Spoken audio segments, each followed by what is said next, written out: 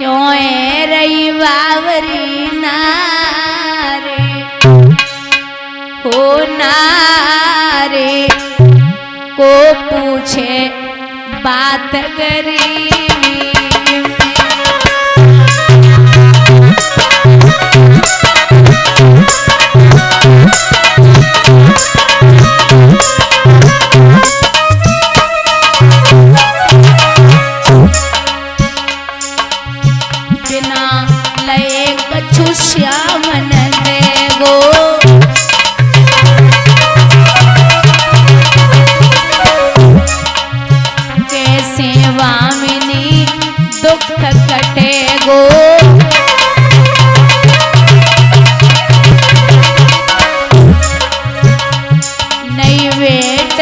चावल वो पूछे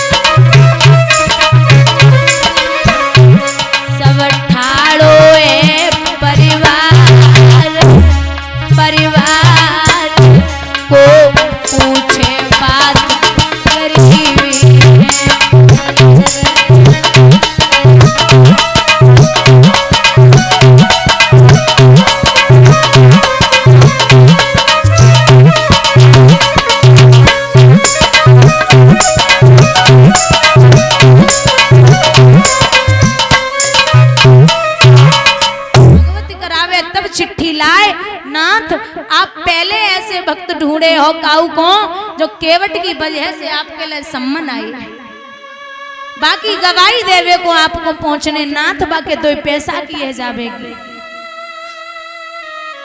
10-20 ड्रेस 10-20 जोड़ी वस्त्र पुजारी ने रघुनाथ जी के सामने रख दिए। ले महाराज तुम आओ जौन सो मन करे बे वस्त्र पहन के जाओ लेकिन वह केवट की बेइज्जती न है पावे। 15 दिन के बाद सुनवाई हुई। 15 दिन के बाद सुनवाई हुई तो आवाज लगाई गई। एक कटघरे में केवट खड़ा है, एक में सेठ हैं। जवाब दिया कि महाराज आपके गवाह आए। बोले कौन गवाह? रघुनाथ जी जाने। अच्छा रघुनाथ जी? बोले हाँ आए होंगे महाराज, आवाज लगाओ। सो केवट सामने खड़ो, इतना भरोसो है। आवाज लगाई गई, हाजिर हो वो ऐसे 3 नारे जो लगाए हैं। रघुनाथ जी हाजिर हो, रघुनाथ जी हाजिर हो, अरे रघुनाथ जी हाजिर हो, हाजिर हो वो ऐसे 3 नारे जो लगाए हैं। धोती फटी सी शीस बांधे धर धाए हैं, हाथ माई छड़ी पड़ी तुलसी की माल हिए, माथे पे रोरी चारू चंदन लगाए हैं और साहब के सामने विनीत चपरासी आज रघुनाथ जी गवाह बन के। जो रघुनाथ जी आए, धोती फटी, लाठी टूटी, कमर झुकी। जज साहब बोले आप ही हो? हाँ साहब हम ही हैं। जब केवट ने पैसा ले तब तुम आते? हाँ साहब आते। वापस दे तब थे? बोले हाँ साहब थे। तुम्हारे पास कुछ प्रूफ है? बोले हाँ महाराज है। क्या? जब सेठ की अलमारी में तीसरे खाने में एक डायरी रखी, वहां एक पर्ची रखी, 2 सिपाही भेजो बुलाए लो। अलमारी से पर्ची निकलवाई गई, सेठ को सजा हुई, केवट बाइज्जत बरी हुआ। लेकिन बात यहीं खत्म नहीं हुई। बुजुर्गों याद रखना, जज साहब अपने चैम्बर में पहुंचे तो जो पुलिस वाले सम्मन लेके गए उनको बुलाओ।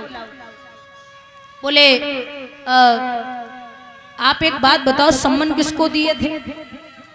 बोले एक रघुनाथ जी का मंदिर था, बांह डाल के आ गया, डर गए।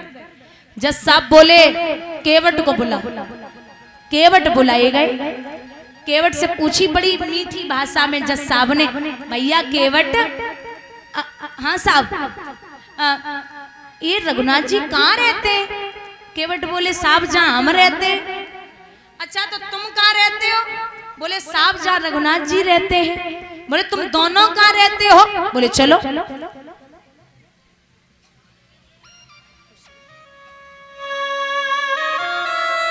बोले चलो ठीक है। अब मंदिर के सामने केवट कलाई पकड़ के जज साहब की पहुंचो, पर्दा हटाई, ले महाराज जे ही है, जो रघुनाथ जी की मूर्ति को देखो। बोले जे गवाह? बोले हाँ। जो मूर्ति देखी, जज साहब खोपड़ी पकड़ के बैठ गए, ऐसे रोए, ऐसे रोए। लोग बोले अच्छी बात है कि तुम्हें दर्शन कराए दे और तुम सफल है गई जिंदगी। तो जज साहब बोले अरे ओ भैया, हम जैसे नाय रोए रहे, फिर सुख नारद सारद शेष गणेश के नहीं ध्यान में आते रहे। सो आज विनीत अदालत में केवटा के गवाह बने आते रहे। सुख धो के उदरस दियो को भयो, दुख नाई की दो जो तज जाते रहे।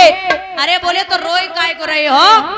तो वो जज साहब बोले कि कुर्सी पे बना जज बैठा रहा, जगदीश खड़े समझाते रहे। अरे हमारे नाथ जब आए, हमने एक बार उन्हें उठ के जनाए, कहीं नाथ बैठो, हम खड़े है रहे और बेकटघरा में खड़े खड़े गवाही दे रहे और हम कुर्सी पे बैठे बैठे उनकी बातें सुन रहे। हमने अपने नाथ को 1 घंटा तक कटघरे में खड़ो करे रहे। नाथ से जेव नाय पूछी प्रभु पानी तीनों है। ये सत्य घटना है। महाराज वो जज साहब इस्तीफा दे करके ब्रज में जज बाबा के नाम से लोग उनको जानते थे और बांके बिहारी के मंदिर में जज बाबा पीठ फेर के बांके बिहारी की तरफ बैठते थे। तो लोग जो आते थे वो कहते थे भैया जाकी दुनिया दर्शन करवे को परेशान और तुम पीठ फेर के बैठे हो, का नाराजगी है? तो जज साहब कहते थे कछ मत पूछो, अगर हम जाके दरवाजे पे आए और जाने हमसे धोखे में पूछ ले कि का चाहिए तो हमको मुंह दिखावे के काबिल नहीं रहेंगे। क्यों?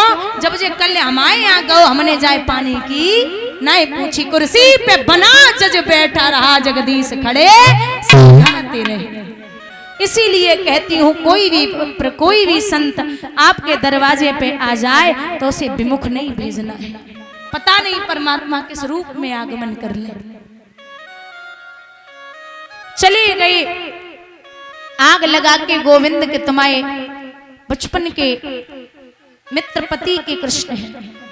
गए सुदामा आए, पूछी नाथ आप एक बात बता। बोले क्या? आपके बचपन के मित्र कृष्ण हैं क्या? एकदम चौंक गई। किसने बोला? महाराज बस पूछ रही हूँ। सुदामा समझ गए कि बिना कन्हैया के कोई हमारे दरवाजे पे दस्तक देवे वालो नहीं। जब पूरी दुनिया को पता है कि हमारे बचपन के मित्र कृष्ण कोई नहीं जानता, सिर्फ कृष्ण और मैं जानता हूँ और गुरु जी जानते, तो हमारे दरवाजे पर साक्षात ब्रह्मा आया था। हैं क्या? बोले हाँ है। तो नाथ आप काय को बैठे हो? द्वारिका चले जा। कोदो समाज ऋतो भर पेट न चाहती दे दूध मिठौती, लेती सवई दुगदार दे झेल कभू न प्रभु तुम्हें भूली हटौती। और जो सुनरी नहीं तो हर सो, तो काय को दोहरी का पेले पठौती।